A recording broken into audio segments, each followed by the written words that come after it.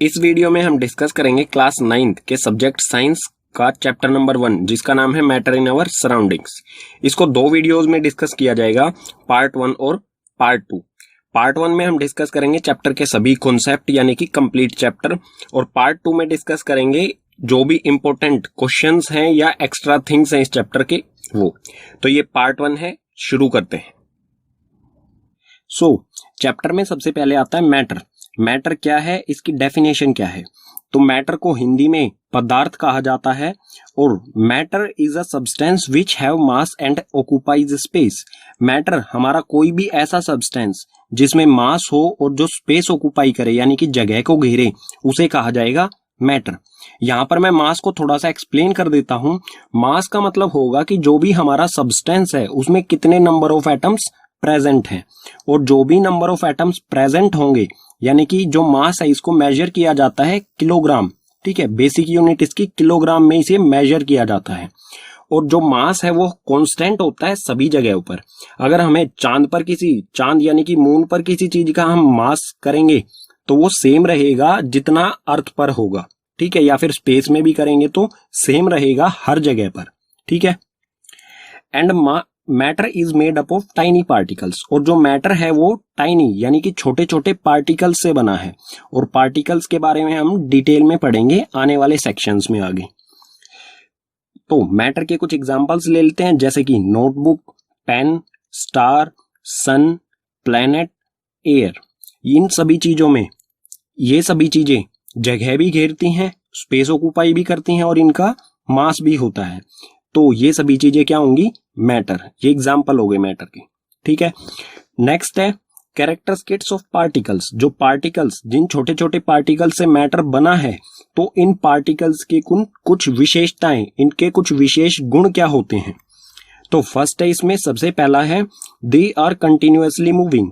जो भी पार्टिकल्स होते हैं मैटर के वो लगातार मूव करते रहते हैं, मोशन में रहते हैं। ठीक है, चलते रहते हैं या फिर गति में रहते हैं कह सकते हैं हम। सेकंड है they having space between them. जो भी पार्टिकल्स हैं उनके बीच में खाली स्थान, खाली जगह, ब्लैंक स्पेस होता है। ठीक है, third they attract each other. जो भी पार्टिकल्स हैं मैटर के वो एक दूसरे को अट्रैक्ट करते हैं। अट्रैक्ट करने का मतलब क्या होगा, जैसे मैग्नेट आयरन को अट्रैक्ट करती है, इसी तरह से पार्टिकल्स जो है मैटर के वो एक दूसरे को अट्रैक्ट करते हैं, लेकिन इसकी फोर्स जो है मैग्नेट जितनी तो नहीं होगी, लेकिन उससे कम होती है। तो उसी तरह की फोर्स से ये एक दूसरे को अट्रैक्ट करते हैं। अब नेक्स्ट पेज पर जो ये कैरेक्टरिस्टिक्स हैं पार्टिकल्स के, गुण हैं जो पार्टिकल्स के, इनको एक एक करके डिटेल में पढ़ेंगे एग्जाम्पल के साथ। ठीक है, मैटर के पार्टिकल्स का पहला कैरेक्टर क्या था, particles of matter are continuously moving. जो भी मैटर के पार्टिकल्स होते हैं वो लगातार मूव होते रहते हैं, गति में रहते हैं हमेशा। ठीक है, तो इसको एक एग्जाम्पल एक्टिविटी से समझ लेते हैं किस तरह से ये मूवमेंट में रहते हैं। तो आपको करना क्या है, एक ग्लास वाटर लेना है। ठीक है, और इस वाटर को बिल्कुल टेबल पर रख दीजिए, इसे बिल्कुल भी हिलाना नहीं है। जब ये बिल्कुल शांत अवस्था में आ जाए, जब ये बिल्कुल रेस्ट पोजीशन में आ जाए, वाटर पानी नहीं हिल रहा हो, तब उसमें 2 से 3 ड्रॉप इंक डाल देनी है। कोई भी कलर की इंक को आपको उसमें डाल देनी है। आप जब इसमें इंक डालेंगे, ठीक है, आपको बिल्कुल भी हिलाना नहीं है पानी को, तो ये इंक जो है वो धीरे धीरे इसमें मिक्स होना शुरू हो जाएगी। अपने आप ही ऐसे धीरे धीरे इसमें अपने आप ही मिक्स हो जाएगी। 2 से 3 मिनट में आप देखेंगे कि पूरे पानी में पूरी तरह से इंक जो है वो मिक्स हो गई है। तो हमने तो पानी को बिल्कुल भी हिलाया नहीं है, फिर भी इंक इसमें कैसे मिक्स हो गई, क्योंकि जो भी वाटर के पार्टिकल्स हैं उनमें क्या है, काइनेटिक एनर्जी है। ठीक है, वो लगातार मूवमेंट में रहते हैं। तो जो भी पार्टिकल्स हैं, पार्टिकल्स पोजेस काइनेटिक एनर्जी, क्योंकि वाटर के जो पार्टिकल्स हैं उसमें काइनेटिक एनर्जी है, और काइनेटिक एनर्जी रिस्पॉन्सिबल होती है किसी भी तरह की मूवमेंट की। तो जो भी वाटर के पार्टिकल्स हैं वो लगातार मूव कर रहे हैं। ठीक है, तो मूव करने के कारण ही जो इंक है वो इसमें यूनिफॉर्मली बराबर हर जगह पर पहुंच जाएगी। उसके बाद as the temperature rise particles move faster because kinetic energy increases. और जैसे जैसे हम किसी भी मैटर का जैसे ही हम टेम्परेचर इंक्रीज करेंगे, कोई भी हमारे पास सब्सटेंस है उसका टेम्परेचर इंक्रीज करेंगे, तो उसके पार्टिकल्स की जो स्पीड है वो भी इंक्रीज हो जाएगी। ठीक है, और अगर हम टेम्परेचर डिक्रीज करेंगे तो उसके पार्टिकल्स की स्पीड भी डिक्रीज यानी कि कम हो जाएगी। तो आपने नोटिस किया होगा कि जब हम वाटर में शुगर को मिक्स करते हैं, ठीक है, वाटर में हम शुगर को मिक्स कर रहे हैं, अगर हम हॉट वाटर गर्म पानी में शुगर को मिक्स करते हैं तो वो बहुत जल्दी मिक्स हो जाती है। अगर हम ठंडे पानी में मिक्स करते हैं तो वो थोड़ा ज्यादा समय लेती है as compare to hot water. तो हॉट वाटर में काइनेटिक एनर्जी ज्यादा होती है, इसलिए उसके पार्टिकल्स जो हैं वो ज्यादा तेज मूव कर रहे होते हैं, इसलिए उसमें जल्दी मिक्स हो जाती है। ठीक है, नेक्स्ट है मूवमेंट। जो भी पार्टिकल्स की मूवमेंट होती है वो मिनिमम इन सॉलिड, सॉलिड में बिल्कुल कम होती है, मोर इन लिक्विड, लिक्विड में सॉलिड से ज्यादा होती है, और मैक्सिमम इन गैसेस, और गैसेस में ये बहुत ज्यादा होती हैं। ठीक है, तो मैटर के पार्टिकल्स की सेकंड कैरेक्टरिस्टिक्स क्या था, उनकी सेकंड विशेषता क्या थी कि particles of matter having space between them. जो भी मैटर के पार्टिकल्स होते हैं उनके बीच में स्पेस यानी कि खाली जगह होती है। इसे एक एक्टिविटी से समझते हैं। आपको फिर से एक ग्लास पानी लेना है। एक ग्लास पानी लेने के बाद आपको स्केच पेन से मार्क कर देना है, जितना भी आपने पानी लिया है, जितना भी उसमें पानी है उस लेवल को मार्क कर देना है। ठीक है, उसके बाद आपको 2 से 3 चम्मच या तो शुगर या फिर सोल्ट इसमें ऐड करना है। सोल्ट और शुगर इसमें ऐड करने के बाद वाटर में इसे पूरी तरह से मिक्स करना है। आप चम्मच की सहायता से इसे मिक्स कर सकते हैं। ठीक है, जब शुगर या सोल्ट पूरी तरह से इसमें मिक्स हो जाए तो आपको फिर से वाटर लेवल चेक करना है। तो आप देखेंगे कि वाटर लेवल जितना पहले था, शुगर ऐड करने से पहले था, और शुगर पूरी तरह से मिक्स होने के बाद वाटर लेवल उतना ही रहा, वाटर लेवल नहीं बढ़ा। तो हमने तो इसमें शुगर भी ऐड की थी, वाटर लेवल इंक्रीज होना चाहिए था। तो वाटर लेवल इंक्रीज क्यों नहीं हुआ? क्योंकि जो भी वाटर के पार्टिकल्स हैं, वाटर के जो भी पार्टिकल्स हैं उनके बीच में क्या है, स्पेस, खाली जगह है, और जो ये शुगर थी, शुगर ने उसी खाली जगह को भर दिया, इसीलिए वाटर के लेवल में कोई भी इंक्रीमेंट यानी कि बढ़ोतरी नहीं हुई। ठीक है, नेक्स्ट है the space between the particles. जो भी स्पेस होता है पार्टिकल्स के बीच में वो मिनिमम इन सॉलिड्स, सॉलिड्स में वो बहुत कम होता है, मोर इन लिक्विड्स, लिक्विड्स में थोड़ा सा ज्यादा होता है, एंड मैक्सिमम इन गैसेस, और गैसेस में सबसे ज्यादा होता है। ठीक है, तो मैटर के पार्टिकल्स का थर्ड कैरेक्टरिस्टिक्स क्या था, थर्ड गुण क्या था कि particles of matter attract each other. जो भी मैटर के पार्टिकल्स होते हैं वो एक दूसरे को अट्रैक्ट यानी कि एक दूसरे को अपनी तरफ खींचते हैं, या फिर कह सकते हैं आकर्षित करते हैं। इसे एक एक्टिविटी से समझते हैं। तो एक्टिविटी के लिए आपको जाना पड़ेगा वाटर टैप यानी कि नल के पास। नल जो होगा आपको इसको ऑन करना है। ऑन करने के बाद जैसे ही इसमें से पानी आना शुरू हो जाएगा तो आपको पानी के बीच में आपको अपनी उंगली यानी कि फिंगर रखनी है, पानी के बहाव के बीच में। ये आपकी हो गई फिंगर। तो पानी आपकी फिंगर से टकराएगा और दो अलग अलग, इस तरह से पानी आपकी फिंगर से टकराएगा और दो अलग अलग स्ट्रीम्स में बट जाएगा। ये फिंगर जो होगी आपको थोड़ी सी दूर रखनी है, ठीक है, वाटर टैप से थोड़ा सा दूरी पर। तो ये अलग अलग हो जाएगा, ठीक है। लेकिन जैसे ही आपकी फिंगर उंगली को ये क्रॉस करेगा तो ये वापस एक ही स्ट्रीम में इस तरह से जुड़ जाएगा, ठीक है, एक ही इसका बहाव एक ही हो जाएगा। तो हमने यहां पर ब्रेक किया, ब्रेक करने से पानी का बहाव अलग अलग हो जाना चाहिए था, लेकिन क्यों नहीं हो पाया? क्योंकि जो भी इस वाटर के पार्टिकल्स हैं वो एक दूसरे को अट्रैक्ट कर रहे हैं, यहां पर ये एक दूसरे को अपनी तरफ खींच रहे हैं। इसी अट्रैक्शन फोर्स के कारण ये स्ट्रीम यानी कि इसका बहाव वापस एक ही हो गया, ठीक है। और सिर्फ वाटर में ही नहीं, जो अट्रैक्शन फोर्स होती है ये सभी मैटर्स में होती है। आपको इस एक और एग्जांपल दे देता हूं। तो आपको क्या करना है, आयरन नेल लेनी है, ठीक है। आपको एक आयरन नेल लेनी है, उसको स्ट्राइक करना है। स्ट्राइक यानी कि हैमर से उसे तोड़ने की कोशिश करनी है। आप इस पर हैमर से स्ट्राइक करेंगे तो ये नहीं टूटेगी, ठीक है। क्यों? एक बार में नहीं टूटेगी, हो सकता है दूसरी बार में भी ना टूटे, ब्रेक ना हो, ठीक है। तो ब्रेक ना होने का कारण क्या होगा कि जो भी आयरन नेल में पार्टिकल्स हैं आयरन के, वो एक दूसरे को अट्रैक्ट कर रहे हैं, ठीक है। अट्रैक्शन फोर्स के कारण ये ब्रेक नहीं होगी, ठीक है। तो द फोर्स ऑफ अट्रैक्शन, जो भी ये अट्रैक्शन फोर्स होती है ये मैक्सिमम इन सॉलिड्स, सॉलिड में सॉलिड्स जो भी ठोस पदार्थ होते हैं, ठोस मैटर होते हैं, उनमें सबसे ज्यादा होती है। इंटरमीडिएट इन लिक्विड्स, लिक्विड्स में ये मध्यम यानी कि ना तो कम ना ज्यादा, इंटरमीडिएट मतलब बीच में आता है लिक्विड, ठीक है। तो लिक्विड में ना ही ज्यादा होती है ना ही कम होती है। और नेग्लिजिबल इन गैसेस, और गैसेस में हम कह सकते हैं कि ये जो अट्रैक्शन फोर्स है ये ना के बराबर होती है, ठीक है। गैसेस में ना के बराबर होती है, इसलिए गैस जो है इजीली उड़ जाती है, फ्लो हो जाती है, ठीक है। तो नेक्स्ट कॉन्सेप्ट आता है इस चैप्टर में हमारा स्टेट्स ऑफ मैटर, यानी कि मैटर की अवस्थाएं। तो मेनली 3 स्टेट्स ऑफ मैटर होती हैं, सॉलिड, लिक्विड और गैस। तो इनको एक एक करके डिटेल में पढ़ते हैं। सबसे पहले सॉलिड। तो सॉलिड का मतलब होता है हिंदी में ठोस, ठीक है। तो सॉलिड के जो पार्टिकल्स होते हैं वो कुछ इस तरह से होते हैं, जैसे यार एक ब्लू डॉट है, उसको एक पार्टिकल समझे, तो ये पार्टिकल्स के बीच में स्पेस ना के बराबर है, या फिर कह सकते हैं बहुत कम है, ठीक है।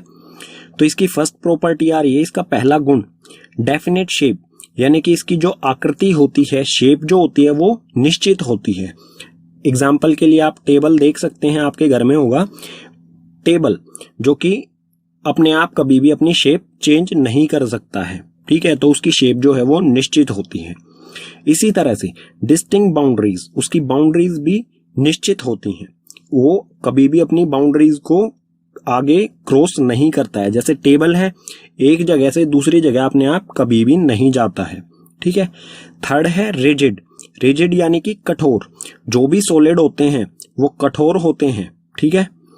थर्ड है इनकम्प्रेसिबल, सॉलिड के पार्टिकल्स के बीच में स्पेस बहुत कम होता है, अगर स्पेस कम है तो उसे कंप्रेस नहीं किया जा सकता है, तो ये इनकम्प्रेसिबल होते हैं, यानी कि इन्हें कंप्रेस दबाया नहीं जा सकता है। लास्ट है डेफिनेट वॉल्यूम, इसका आयतन, सॉलिड का जो आयतन होता है वो डेफिनेट यानी कि निश्चित होता है। निश्चित कैपेसिटी, कैपेसिटी इसकी कभी भी चेंज नहीं होगी सॉलिड की, ठीक है। अब देखते हैं लिक्विड। लिक्विड के पार्टिकल्स आप देख सकते हैं, इनमें थोड़ा सा ज्यादा गैप होता है एज कंपेयर टू सॉलिड, ठीक है। स्पेस सॉलिड से ज्यादा होगा। तो इसकी प्रॉपर्टीज देख लेते हैं। नो डेफिनेट शेप, लिक्विड की कोई भी डेफिनेट निश्चित शेप नहीं होती है। अगर आपके पास कोई भी लिक्विड लाइक एग्जांपल ले लेते हैं हम इसका एक, जैसे वाटर एक लिक्विड होता है, अगर आप उसे कप में डालोगे तो वो कप की शेप ले लेगा, जग में डालोगे तो जग की शेप ले लेगा, ग्लास में डालोगे तो ग्लास की शेप ले लेगा। तो इसकी कोई भी शेप नहीं होती है, जिस भी कंटेनर में इसे डाला जाएगा ये लिक्विड उसी कंटेनर की शेप ले लेता है, ठीक है। No definite boundaries, no definite boundaries यानी कि इसकी कोई भी निश्चित बाउंड्रीज नहीं होती हैं। जैसे आप कोई भी लिक्विड है, लाइक वाटर ही एक एग्जांपल ले लेते हैं, अगर आप उसको ओपन फ्लोर पर रखोगे लिक्विड को, तो वो क्या करेगा, उसकी कोई भी बाउंड्रीज हम क्लियरली यही नहीं बता सकते हैं कि इसकी बाउंड्रीज क्या होंगी, क्योंकि उसे जहां पर भी जगह मिलेगी वो उसी तरह फ्लोट हो जाएगा, बहकर निकल जाएगा। थर्ड है फ्लूइडिटी, फ्लूइडिटी का मतलब होता है बहाव। तो लिक्विड जो होता है वो इजीली बहता है, उसकी एक प्रॉपर्टी होती है जिसे कहते हैं बहना, तो फ्लूइडिटी उसी को कहा जाता है, ठीक है। फोर्थ है लो कंप्रेसिबिलिटी, इसके पार्टिकल्स के बीच में स्पेस थोड़ा सा ज्यादा होता है सॉलिड से, ठीक है। तो थोड़े से स्पेस को कम किया जा सकता है उसे कंप्रेस करके, तो थोड़ा सा इसे कंप्रेस भी किया जा सकता है लिक्विड को। उसके बाद है डेफिनेट वॉल्यूम, सॉलिड का भी जो आयतन है वो निश्चित होता है, यानी कि कैपेसिटी उसकी डेफिनेट होती है, निश्चित होती है। इसी तरह जो लिक्विड है उसकी भी कैपेसिटी यानी कि वॉल्यूम या फिर आयतन इसका भी निश्चित होता है, ठीक है। अब देखते हैं गैस के पार्टिकल्स को आप देख सकते हैं, इसमें थोड़ा मतलब बहुत ज्यादा गैप है एज कंपेयर टू सॉलिड, और लिक्विड से अगर हम इसकी कंपेयर करें तो सबसे ज्यादा गैप किसके पार्टिकल्स में है, गैस के पार्टिकल्स में। इस ज्यादा स्पेस की वजह से ही इसकी कुछ प्रॉपर्टीज हैं। नो डेफिनेट शेप, इसकी कोई डेफिनेट शेप नहीं होती है। अगर किसी भी कंटेनर में हम गैस को डालेंगे, बलून में हम एयर भरते हैं, एयर डालते हैं तो वो बलून की शेप ले लेता है, अगर किसी भी कंटेनर में डालेंगे तो वो उसी की शेप ले लेता है, तो इसकी कोई भी निश्चित शेप नहीं होती है। नो डेफिनेट बाउंड्रीज, और इसकी कोई भी डेफिनेट बाउंड्रीज नहीं होती हैं। जैसे कि हम एक बीकर लेते हैं, इसमें हम कोई एयर गैस डालते हैं तो वो गैस क्या होगी, इस बीकर को भी फुल कर देगी और इसके बाहर भी निकल जाएगी और दूर दूर तक फैल जाएगी। तो इसकी कोई भी बाउंड्रीज नहीं होती हैं, कोई भी निश्चित इसकी सीमाएं नहीं होती हैं, कहीं पर भी ये जा सकती है। थर्ड है फ्लूइडिटी। फ्लूइडिटी जैसे कि लिक्विड में भी फ्लूइडिटी यानी कि बहाव होता है, इसी तरह से गैस भी बहकर एक जगह से दूसरी जगह पर जा सकती है। ठीक है। फोर्थ है हाई कंप्रेसिबल। हाई कंप्रेसिबल यानी कि इसे कंप्रेस यानी कि दबाया जा सकता है, इसके पार्टिकल्स को पास पास में लाया जा सकता है प्रेशर अप्लाई करके। क्यों हाईली कंप्रेसिबल क्यों है ये? क्योंकि इसके पार्टिकल्स में ज्यादा स्पेस है, जितना ज्यादा स्पेस होगा उतनी ही हाई कंप्रेसिबल होगी। ठीक है। लास्ट है नो डेफिनेट वॉल्यूम। सॉलिड का वॉल्यूम जो है निश्चित होता है, लिक्विड का भी, लेकिन गैस का जो वॉल्यूम है वो निश्चित नहीं होता है। ठीक है। अगर हम मतलब एक हमारे पास छोटा कंटेनर है, इसमें जितनी गैस है उसे हम बड़े कंटेनर में डाल देंगे तो वो गैस क्या करेगी, बड़े कंटेनर को भी पूरी तरह से फिल कर देगी। ठीक है। तो इसका वॉल्यूम यहां पर, तो इसका वॉल्यूम यानी कि आयतन कम था, यहां पर आने के बाद ज्यादा हो गया। तो गैस का जो है वॉल्यूम डेफिनेट नहीं होता है, निश्चित नहीं होता है। ठीक है। पीछे वाले पेज पर पढ़ा हमने मैटर के 3 स्टेट्स के बारे में, उनकी प्रॉपर्टीज के साथ, सॉलिड, लिक्विड और गैस के बारे में। अब हम देखेंगे change of states of matter, कि जो भी हमारा मैटर है उसकी स्टेट यानी कि सॉलिड, लिक्विड और गैस, उनमें किस तरह से चेंजेस किए जा सकते हैं, यानी कि सॉलिड से लिक्विड हम किस तरह से बना सकते हैं किसी मैटर को, या लिक्विड से गैस, या फिर इसे रिवर्स किस तरह से कर सकते हैं। ठीक है। तो इसके 2 तरीके होते हैं मैटर की स्टेट चेंज करने का। फर्स्ट है बाय चेंजिंग टेम्परेचर। अगर हम मैटर का टेम्परेचर चेंज कर दें तो उसे उसकी स्टेट चेंज की जा सकती है। और सेकंड है बाय चेंजिंग प्रेशर। अगर हम प्रेशर अप्लाई कर दें या प्रेशर कम कर दें तो भी मैटर की स्टेट चेंज की जा सकती है। एग्जाम्पल देखते हैं एक एक करके। तो सबसे पहले देखते हैं by changing temperature. Temperature change करने से मैटर की स्टेट किस तरह से चेंज की जा सकती है। तो मान लीजिए हमारे पास कोई सॉलिड सब्सटेंस है, कोई सॉलिड मैटर है। अगर हम उस सॉलिड मैटर को हीट करेंगे, गर्म करेंगे, तो वो कुछ समय बाद लिक्विड में चेंज हो जाएगा। ठीक है। और मान लीजिए हमारे पास लिक्विड मिल गया हमें वो, अगर हमने उसको फिर भी लगातार उसे हम हीट कर रहे हैं तो वो क्या हो जाएगा, लिक्विड से गैस में चेंज हो जाएगा। एग्जाम्पल ले लेते हैं जिससे आपको आसानी से ये समझ में आ जाएगा। तो हमारे पास क्या है, सॉलिड आइस है। आइस यानी कि बर्फ है हमारे पास, जो कि सॉलिड होता है। ठीक है।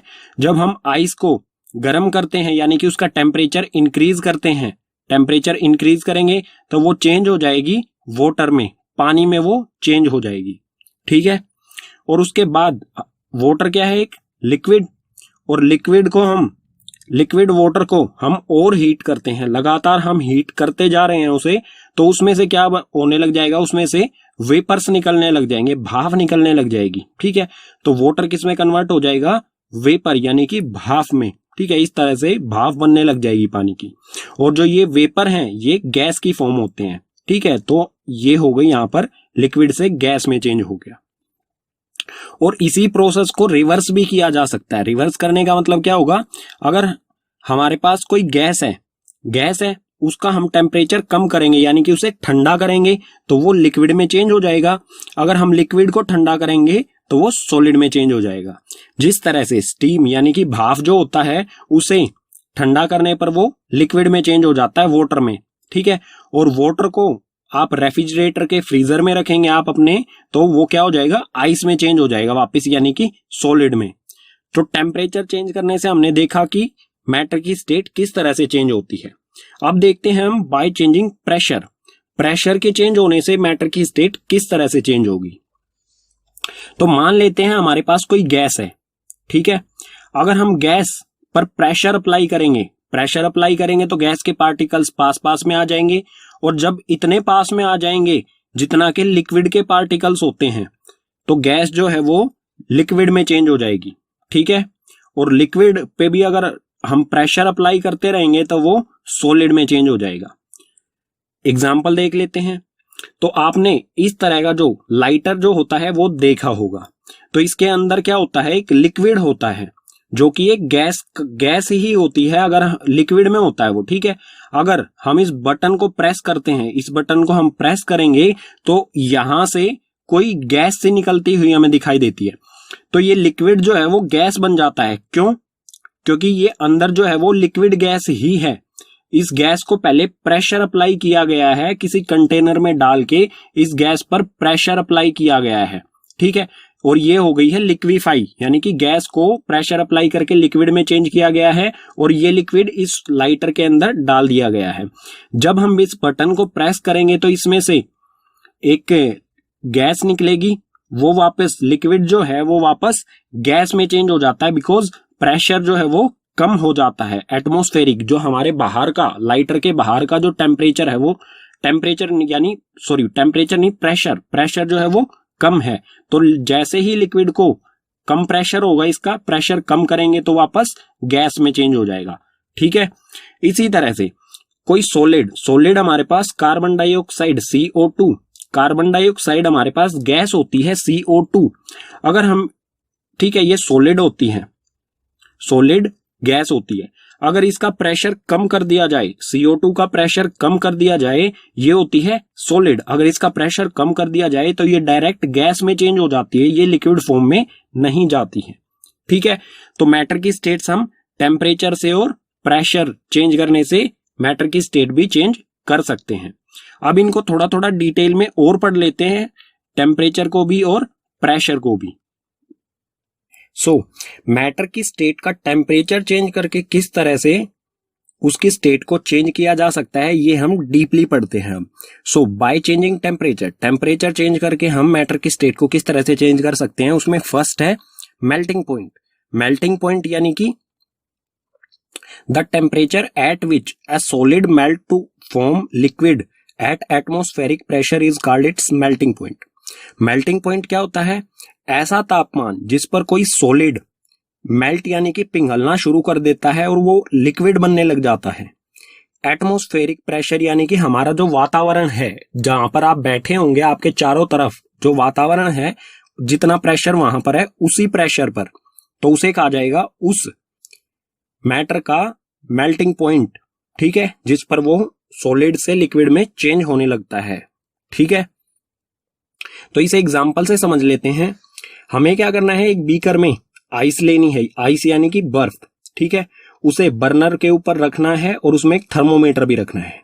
और सबसे पहले हमें क्या करना है, थर्मोमीटर रखने के बाद उसका टेम्परेचर, तो आप टेम्परेचर देखेंगे कि आइस का टेम्परेचर जो है वो 0 डिग्री सेल्सियस होता है, ठीक है, 0 डिग्री सेल्सियस। उसके बाद हमें बर्नर को ऑन करना है, बर्नर जलाना है, बर्नर जलेगा तो इसमें हीट जाएगी।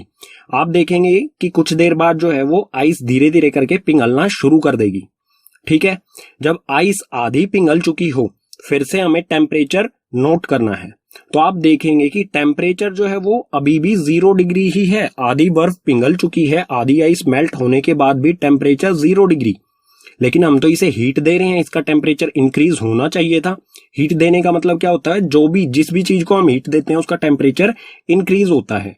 तो हीट के कारण टेम्परेचर इंक्रीज नहीं हुआ। क्यों नहीं हुआ? Because of latent heat of fusion. और लेटेंट हीट ऑफ फ्यूजन क्या होता है? The amount of heat required to change 1 kg solid to its liquid state. इतनी हीट जो कि 1 kg सॉलिड को उसकी लिक्विड स्टेट में चेंज करने के लिए जरूरत होती है, उसे कहा जाता है लेटेंट हीट ऑफ फ्यूजन। तो यहां पर जो हमने हीट दी है आइस को, आइस ने उस हीट का क्या किया, उससे अपनी स्टेट चेंज कर ली, वो लिक्विड से सॉलिड से लिक्विड में चेंज होने लग गया। और उसका टेम्परेचर जब तक 0 डिग्री रहेगा, जब तक कि लास्ट पीस ऑफ आइस, आखिरी आइस का पीस जब तक लिक्विड में नहीं चेंज हो जाता, जब तक उसका टेम्परेचर 0 डिग्री ही रहेगा, ठीक है। मैटर की स्टेट टेम्परेचर को चेंज करके किस तरह से चेंज की जा सकती है, उसमें सेकंड है बॉइलिंग पॉइंट। तो बॉइलिंग पॉइंट क्या होता है? The temperature at which a liquid boils to form vapours at atmospheric pressure called its boiling point. Boiling point ऐसा टेम्परेचर जिस पर कोई लिक्विड, हमारा मैटर जो लिक्विड फॉर्म में है वो बॉइल यानी कि उबल कर वेपर में चेंज होने लगे, वेपर्स यानी कि गैस की फॉर्म में चेंज होने लगे एटमॉस्फेरिक प्रेशर यानी कि हमारे नॉर्मल जो वातावरण होता है आपके चारों तरफ, उस प्रेशर पर, तो उसे कहा जाता है उस मैटर का बॉइलिंग पॉइंट, ठीक है। उस टेम्परेचर को उस मैटर का बॉइलिंग पॉइंट कहा जाता है। इसे एग्जाम्पल से समझते हैं। आपको एक बीकर में पानी लेना है, वाटर लेना है, उसे बर्नर पर सेट करना है इस तरह से, और एक थर्मोमीटर भी उसमें रखना है। तो बर्नर शुरू कर देना है, ठीक है, धीरे धीरे उसे हीट देनी है हमें, और तब तक हीट देनी है जब तक कि वो बॉईल होना शुरू नहीं हो जाता। तो इसमें है वाटर, जब हम इसे हीट करें, जब ये बॉईल होना शुरू होगा तो हमें इसका टेम्परेचर नोट करना है। तो वाटर का बॉइलिंग पॉइंट कितना होता है? 100 डिग्री सेल्सियस। जब ये बॉईल होना शुरू हो जाएगा तो इसका टेम्परेचर होगा 100 डिग्री सेल्सियस, और इसमें से वेपर भी निकलने लग जाएंगे, भाप भी इसमें से निकलने लग जाएगी, और हमें फिर भी इसमें लगातार हीट देते रहना है, ठीक है। तो कुछ देर बाद जब इसका 100 डिग्री सेल्सियस टेम्परेचर बॉईल होना शुरू हो चुका होगा, उसके कुछ देर बाद हम देखेंगे कि हम इसे लगातार हीट दे रहे हैं, लेकिन इसका टेम्परेचर 100 डिग्री सेल्सियस से इंक्रीज नहीं हो रहा है, नहीं बढ़ रहा है। तो वो क्यों नहीं बढ़ रहा है? Because of latent heat of vaporisation. और लेटेंट हीट ऑफ वेपोराइजेशन क्या होता है? The amount of heat required to change 1 kg liquid to its gaseous state. इतनी हीट का अमाउंट जो कि 1 kg लिक्विड को उसकी गैस की स्टेट में चेंज करने के लिए यूज किया जाता है, उसे कहा जाता है लेटेंट हीट ऑफ वेपोराइजेशन। तो 100 डिग्री जब ये बॉईल शुरू हो जाएगा होना, उसके बाद इसका टेम्परेचर, मतलब बॉईल टेम्परेचर इसका 100 डिग्री हो जाएगा, उसके बाद भी जब हम इसे हीट देते रहेंगे तो वो वाटर हीट का यूज क्या करेगा? वो अपनी स्टेट चेंज करने में यूज करेगा, यानी कि वेपर बनाने में उस चीज का यूज करेगा। तो उसी को कहा जाएगा लेटेंट हीट ऑफ वेपोराइजेशन, ठीक है। मैटर की स्टेट टेम्परेचर चेंज करके किस तरह से चेंज की जा सकती है, उसमें थर्ड है सब्लिमेशन। सब्लिमेशन क्या होता है? The change of solid directly to vapour on heating and vapour into solid on cooling without passing through the liquid state called sublimation. Sublimation एक ऐसा प्रोसेस होता है जिसमें कोई सॉलिड जो है वो डायरेक्टली वेपर यानी कि गैस में चेंज हो जाए हीट करने पर। यानी कि हम सॉलिड को अगर हीट करेंगे तो वो किस में? वेपर यानी कि गैस में चेंज हो जाए, बिना लिक्विड में चेंज हुए, तो उसे कहा जाएगा सब्लिमेशन। और सिर्फ इसे ही नहीं, अगर कोई वेपर यानी कि कोई गैस वो डायरेक्ट सॉलिड में चेंज हो जाती है, जब हम वेपर को ठंडा करते हैं वो सॉलिड में चेंज हो जाए, तो उसे भी सब्लिमेशन ही कहा जाएगा। बिना लिक्विड में चेंज हुए ये प्रोसेस होता है। यानी कि कोई solid, as for solid, change हो जाए डायरेक्ट गैस में, तो उसे कहा जाएगा सब्लिमेशन। और कोई गैस यानी कि गैस, कोई भी गैस अगर सॉलिड में चेंज हो जाए, एज फॉर सॉलिड में चेंज हो जाए, तो इन दोनों प्रोसेस को कहा जाएगा सब्लिमेशन। एग्जाम्पल देखते हैं इसका। एग्जाम्पल के लिए आपको क्या करना है? चाइना डिश लेनी है। चाइना डिश में हमें अमोनियम क्लोराइड ये वाला सब्सटेंस इसमें रखना है जो कि सॉलिड होता है, ठीक है। सॉलिड अमोनियम क्लोराइड इसमें हमें रखना है और इसे हीट करना है बर्नर की सहायता से। हीट करने से पहले इस पर एक फनल यानी कि कीप जो होती है उसको उल्टा करके रख देना है, और इसका जो नीचे वाला पार्ट होता है उसमें कॉटन प्लग, रुई डाल देनी है, ताकि इसमें से कुछ भी वेपर्स जो है वो बाहर ना निकल पाए। इसको हीट करना शुरू करना है। फिर जब हम अमोनियम क्लोराइड को हीट करेंगे जो कि एक सॉलिड होता है, तो आप देखेंगे कि यहाँ पर बिना कोई लिक्विड बने ही ये वेपर में इसमें से भाप निकलने लग जाएगी। ये भाप यानी कि गैस में चेंज हो जाएगा, वेपर्स में चेंज हो जाएगा। उसके बाद जब ये वेपर में कुछ चेंज हो जाए, उसके बाद हमें बर्नर को कर देना है बंद। बर्नर जैसे ही हम बंद करेंगे, उसके कुछ देर बाद आप देखेंगे कि जो वेपर्स हैं वो इसके साइड में, जो भी फनल है इसके साइड वाले हिस्सों से टकराएंगे, ये ठंडे हो जाएंगे, और ठंडे होने के बाद जब वेपर इनसे टकराएंगे, ठंडी सतह, ठंडे सरफेस से टकराएंगे, तो वो वापस सॉलिड फॉर्म में चेंज हो जाएंगे। तो यहाँ पर आपको एक सॉलिड सब्सटेंस मिलेगा, ठीक है। तो यहाँ पर आपने देखा कि अमोनियम क्लोराइड जो कि एक सॉलिड होता है डायरेक्ट वेपर में चेंज हो जाता है, यानी कि गैसियस फॉर्म में, और जो गैस यानी कि वेपर्स होते हैं जब वो ठंडे सरफेस से टकराते हैं तो वो वापस सॉलिड में चेंज हो जाते हैं। तो इसी तरह के प्रोसेस को कहा जाता है सब्लिमेशन, ठीक है। और कई ऐसे सब्सटेंस होते हैं, कई ऐसे मैटर होते हैं जो डायरेक्ट सॉलिड से गैस में या फिर गैस से सॉलिड में चेंज हो जाते हैं। जैसे इसके एग्जांपल्स हैं कुछ, कैम्फर यानी कि कपूर, कपूर जो होता है, जो मतलब मंदिर वगैरह पूजा वगैरह में यूज किया जाता है, वो डायरेक्ट जो है सॉलिड से गैस फॉर्म में चेंज हो जाता है, कभी भी लिक्विड फॉर्म में नहीं आता है। अमोनियम क्लोराइड का एग्जांपल आप यहाँ पर देख ही चुके हैं। इसी तरह से नेफ्थलीन बोल्स होती हैं, जो कपड़े वगैरह हम रखते हैं अलमारियों में, उसके बीच में नेफ्थलीन बोल्स रखी जाती है, व्हाइट कलर की ऐसी बोल्स होती हैं। जब उन बोल्स को रखा जाता है लंबे समय तक, तो वो धीरे धीरे करके गायब हो जाती हैं। कोई भी लिक्विड सब्सटेंस बिना छोड़े वो गायब हो जाती हैं, यानी कि गैस में वो चेंज हो जाती हैं वेपर में। तो ये सभी जो है सब्लिमेशन प्रोसेस को फॉलो करते हैं। ठीक है, पीछे वाले पेजेस पर देखा हमने टेम्परेचर से मैटर की स्टेट किस तरह से चेंज की जा सकती है। अब हम देखेंगे effect of change of pressure. Matter का प्रेशर चेंज करेंगे तो उस पर क्या क्या इफेक्ट्स यानी कि प्रभाव होंगे। तो if we compress a gas in a cylinder, the distance between the particles of gas is reduced and finally gas is liquefied. अगर हम किसी गैस को सिलेंडर में रख के कुछ इस तरह से, ये हमारे पास यहाँ पर ये सिलेंडर है, ठीक है, एक मिनट में पेन का चेंज कर लेता हूँ इसे। ठीक है, हमारे पास ये है सिलेंडर, इसमें हमने गैस ली और इस पर ये प्रेशर, ये पिस्टन है, इस पर हमें प्रेशर अप्लाई किया, इसे कंप्रेस किया। तो कंप्रेस करने से क्या होगा, the distance between of particle of gas is reduced. जो भी गैस के पार्टिकल्स थे, इनके बीच की दूरी जो है वो कम होगी, और बीच की दूरी कम होने से गैस जो है वो लिक्विड में चेंज हो जाएगी। तो ये गैस के पार्टिकल्स हैं, जब ये पास पास में आ जाएंगे तो ये लिक्विड में चेंज हो जाएगी यहाँ पर इस तरह से। ठीक है, और जब ये लिक्विड में चेंज हो जाएगी तब भी हम इस पर और प्रेशर अप्लाई करेंगे तो ये जो लिक्विड गैस है वो सॉलिड में चेंज हो जाएगी। ठीक है, एग्जाम्पल ले लेते हैं एक। तो एग्जाम्पल के लिए जो हॉस्पिटल्स में गैस यूज की जाती है जिसे कहा जाता है ऑक्सीजन, तो सबसे पहले ऑक्सीजन गैस जो होती है उसे उस पर प्रेशर अप्लाई करके उसे लिक्विड फॉर्म में चेंज किया जाता है। लिक्विड फॉर्म में चेंज करने के बाद उसे सिलेंडर्स में पैक किया जाता है और हॉस्पिटल्स तक पहुंचाया जाता है। और एक ऐसी सॉलिड फॉर्म होती है CO2, सॉलिड फॉर्म होती है कार्बन डाइऑक्साइड की। कार्बन डाइऑक्साइड की सॉलिड फॉर्म से जब प्रेशर कम किया जाता है, प्रेशर इस पे से कम कर दिया, जब इसका प्रेशर कम होता है तो ये जो है ये डायरेक्ट गैस में चेंज हो जाता है, ये कभी भी लिक्विड में नहीं आती है CO2। तो इसलिए CO2 को ड्राई आइस भी कहा जाता है। ठीक है, ये सॉलिड फॉर्म में जब होती है तो ये आइस के रूप में होती है, जब इसका प्रेशर कम कर दिया जाता है तो ये डायरेक्ट गैस में चेंज हो जाती है, यानी कि ये कभी भी लिक्विड फॉर्म में नहीं आती है, इसलिए इसे ड्राई आइस भी कहा जाता है। तो और भी उदाहरण ले लेते हैं प्रेशर के। तो LPG आपने सुना होगा, जो हम घर में गैस यूज करते हैं सिलेंडर्स में, कुकिंग गैस जिसे कहा जाता है, तो इसकी फुल फॉर्म होती है लिक्विड पेट्रोलियम गैस। तो ये भी एक ऐसी गैस होती है जिसे लिक्विफाई किया जाता है प्रेशर अप्लाई करके, इसी प्रोसेस से उसे लिक्विफाई किया जाता है।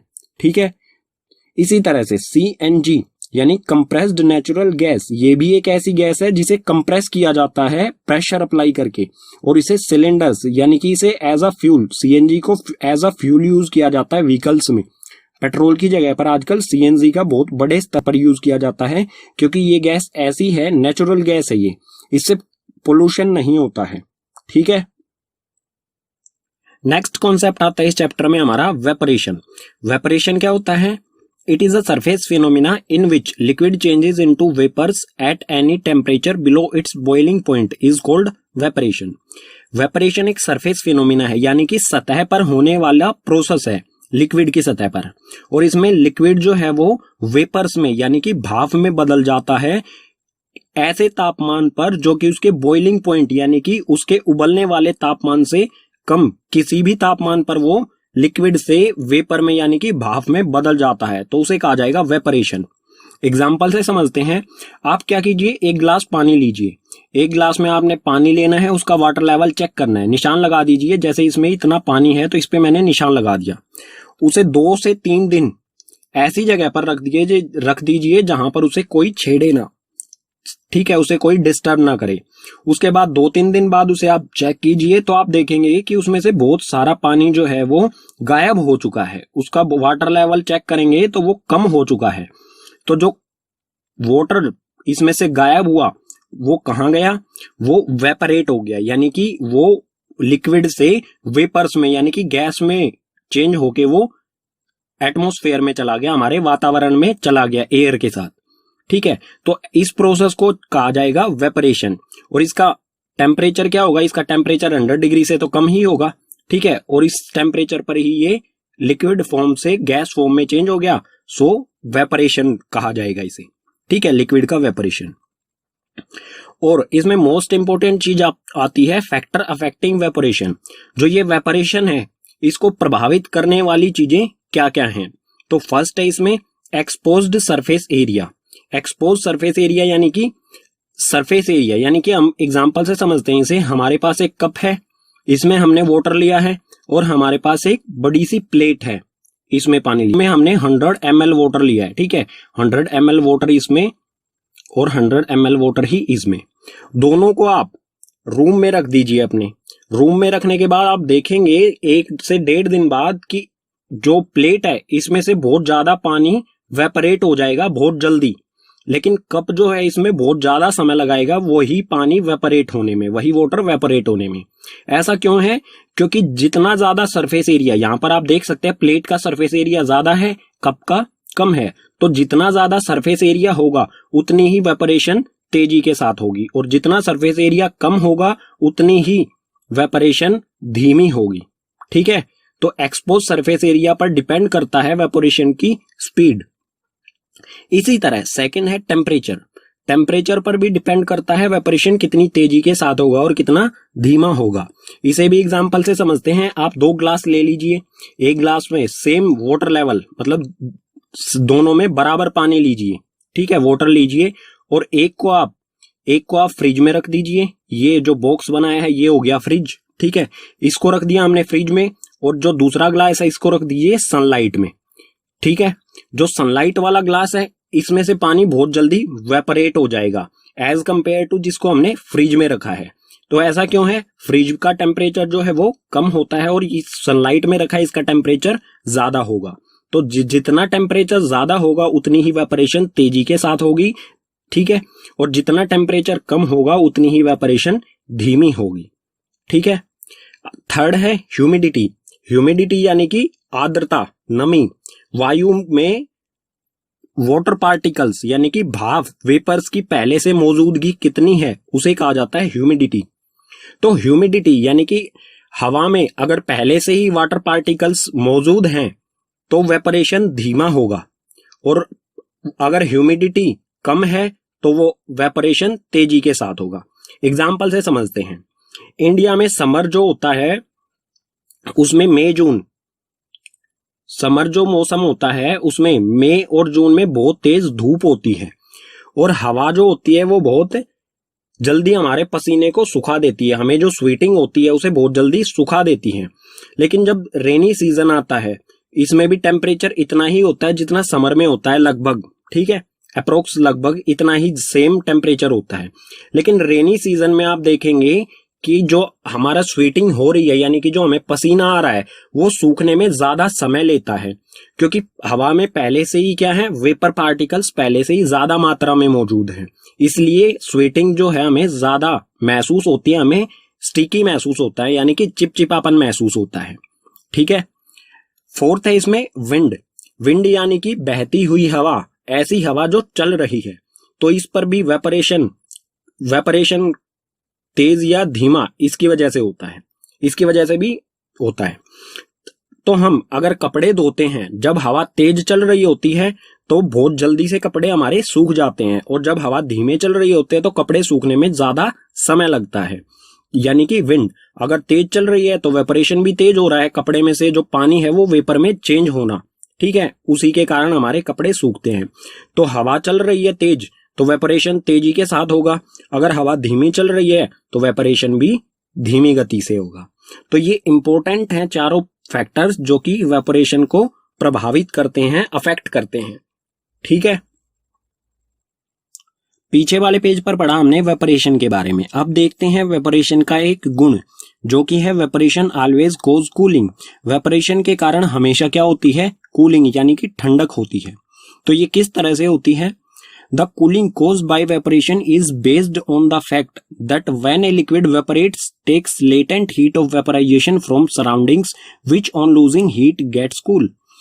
तो जो वेपरेशन के कारण कूलिंग या ठंडक होती है वो किस आधार पर होती है कि जब कोई लिक्विड वेपरेट होता है, यानी कि लिक्विड जो है वो वेपर में चेंज होता है, वो क्या करता है अपने चारों तरफ से, सराउंडिंग्स मतलब अपने चारों तरफ से latent heat of vaporisation, heat ले लेता है, और जो सराउंडिंग्स है उसने हीट जो है वो लिक्विड को दे दी, तो सराउंडिंग्स जो है हीट देने के कारण ठंडी हो जाएंगी।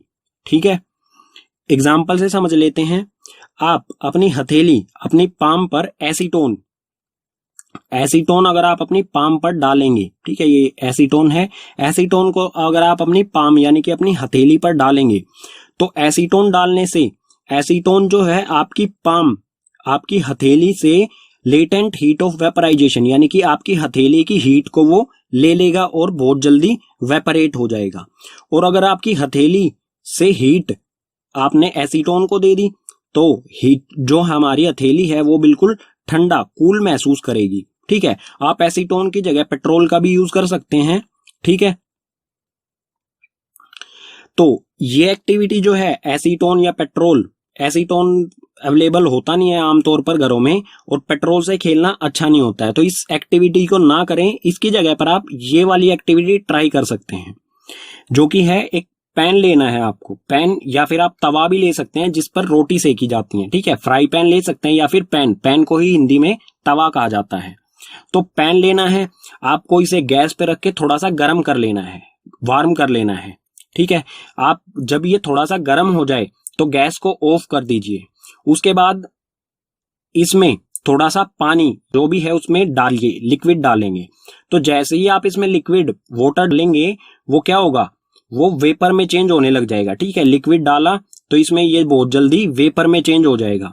और इसने ये वेपर में चेंज होने का कारण क्या है, क्योंकि जो भी पैन गर्म था, वार्म था जो पैन, वाटर ने उसकी हीट को सोख लिया, पैन की हीट को वाटर ने सोख लिया और अपनी स्टेट चेंज करने में यूज कर लिया। यानी कि जो हीट थी उसका क्या कहेंगे हम, लेटेंट हीट ऑफ वेपराइजेशन, क्योंकि लिक्विड ने अपनी स्टेट चेंज की उससे, और पाम जो पैन है वो ठंडा हो जाएगा, आप महसूस करेंगे इसे। ठीक है, तो ये एक्टिविटी आपको प्रेफर करता हूं, ये आप करके देख सकते हैं।